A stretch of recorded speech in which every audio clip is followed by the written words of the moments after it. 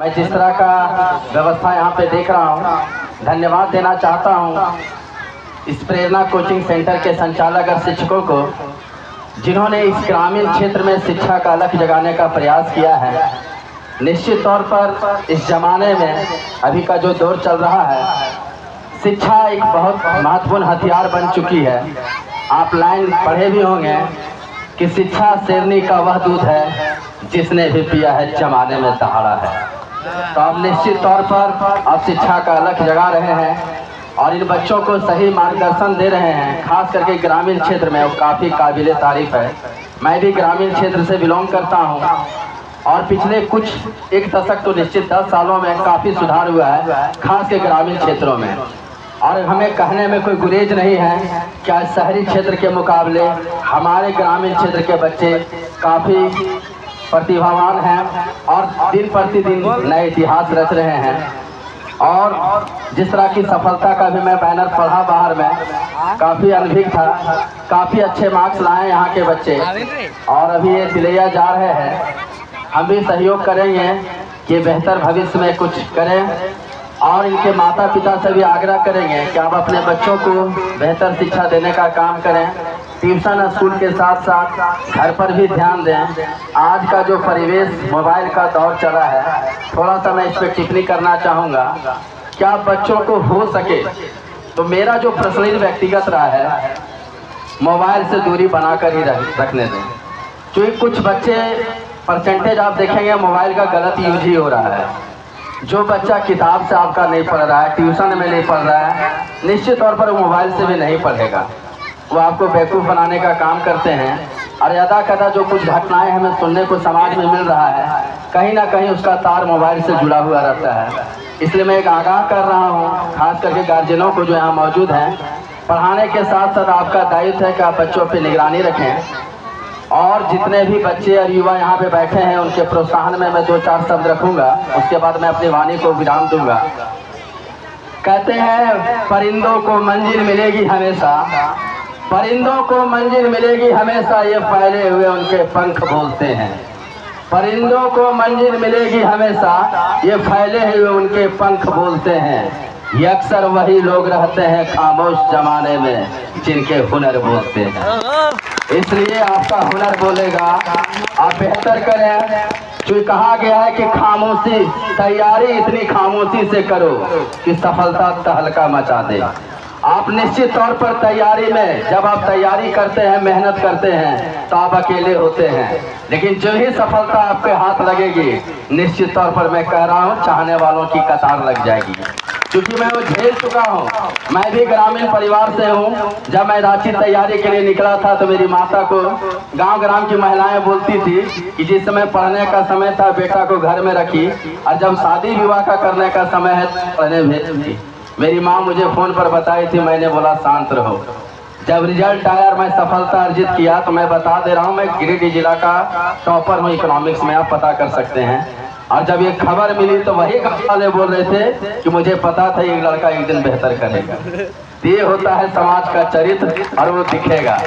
इसलिए 2 लाइन मैं और कहना चाहता हूँ बच्चों के लिए, खास करके ध्यान से सुनिएगा। उलझने बढ़ती गई, उलझने बढ़ती गई, मैं झेलता रहा। उलझने बढ़ती गई, मैं झेलता रहा। वक्त ने मैदान में उतारा, मैं खेलता रहा। वक्त ने मैदान में उतारा, मैं खेलता रहा। लोग कहने लगे तू पागल हो जाएगा, लोग कहने लगे तू पागल हो जाएगा, मैं सुनता रहा। लोगों की बातें सुनते अपने सपने मन में दबके बुनता रहा। मैं कैसे बतलाऊं इन लोगों को, जब वक्त बदलेगा तो मैं नहीं, मेरा विश्वास बदलेगा। फिर ये पागल लोगों को नहीं, पूरा इतिहास बदलेगा।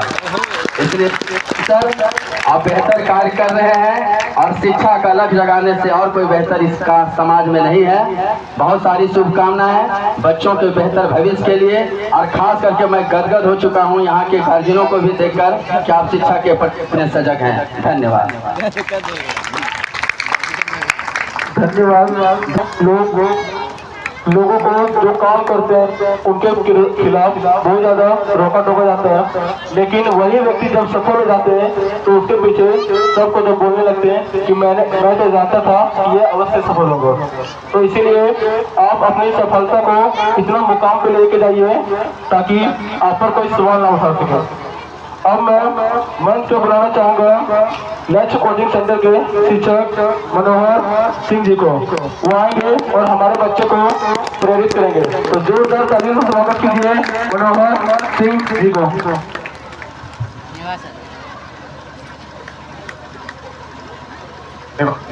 धन्यवाद छोटन जी।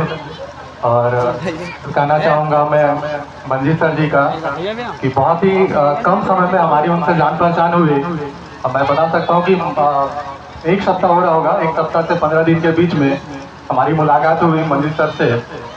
और इसी दरमियान में उन्होंने अपना घर बताया कि यहाँ से हम आ रहे हैं कंदरापड़ी से। मैंने उनसे जिक्र किया कि सर वहाँ से तो कुछ बच्चे आते हैं कि उन्होंने बताया हाँ हमारे यहाँ कुछ बच्चे जो 10th पास आउट हुए हैं वो आपके यहाँ पढ़ने के लिए लक्ष्य कोचिंग सेंटर में जा रहे हैं, तो ध्यान दीजिएगा। और पहले से ही उत्सुकता थी हमारी।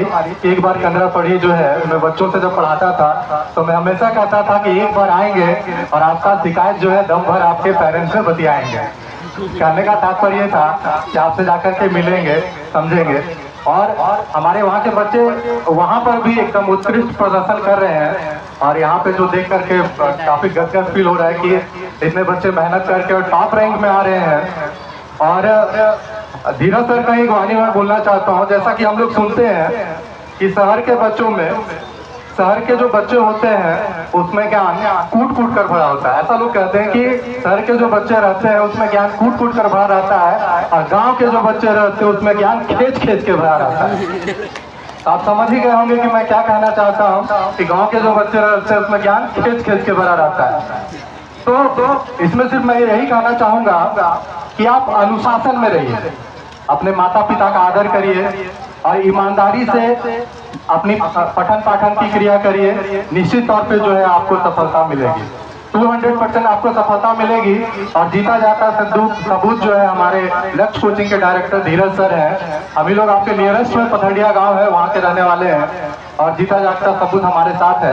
और जब हमारे साथ धीरज सर जुड़े हुए हैं तो हम लोग एक चाहते हैं कि कोडरमा जिला में एक अलग जगह दे कि आर्ट्स पढ़कर के भी बच्चे जो है एक नया परचम जो है लहरा सकते हैं। और वह दिन जो है बहुत दूर नहीं है। हम सब मिल करके मेहनत करेंगे ईमानदारी से और अनुशासन में रहेंगे तो हर एक गतिविधि जो है वह पूरी हो जाएगी। लास्टली मैं यही कहना चाहूँगा, एक वर्ड और बताना चाहूँगा। पानी से नहाने वाले लिबास बदलते हैं, पानी से नहाने वाले लिबास बदलते हैं और पसीने से नहाने वाले इतिहास बदलते हैं। क्योंकि मैं धीरज सर से जुड़ा हूँ, धीरज सर से प्रेरणा मिली है, मैं सीखा हूँ। बस इन्हीं सारी चीज़ों को आप ध्यान में रखिए और मेहनत करिए, आपको जरूर से जरूर सफलता मिलेगी। धन्यवाद।